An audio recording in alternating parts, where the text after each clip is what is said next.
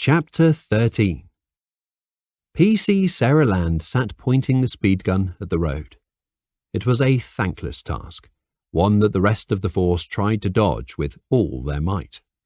It was the point in policing that received the most abuse. You got less hassle from drunken idiots streaming out of nightclubs in the city centres than you did trying to catch speeding drivers.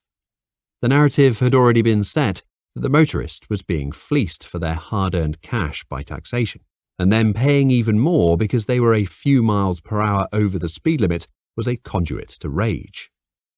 She had been spat at, sworn at more times than she cared to remember, and the hand gestures were more common than actually catching someone.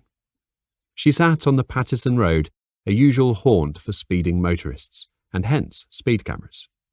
Sarah had been there for an hour, taking in the unseasonal sunshine as well as watching the dark clouds on the horizon.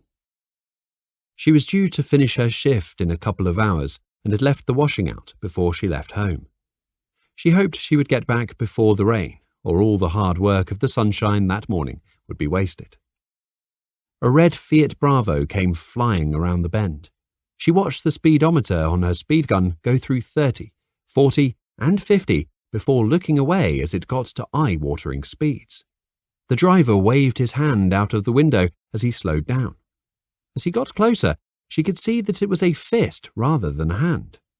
She knocked on the partition between the front and back of the Ford Transit van that constituted a mobile speed camera. This one was trouble. She could see that from the speed he was now going.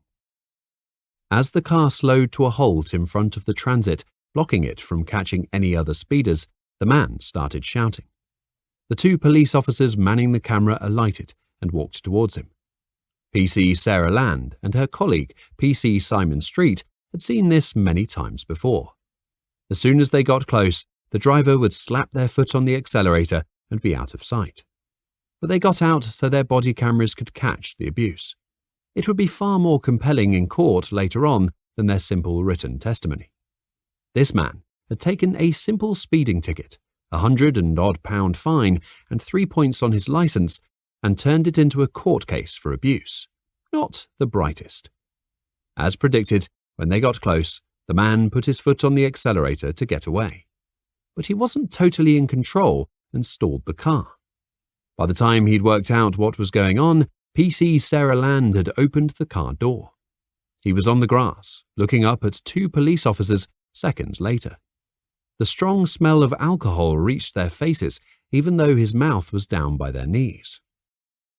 A breath test later, and the man was in the back of the transit van waiting for a police car to take him to the station. PC Land asked him his name. "Daniel Godfrey," was the reply.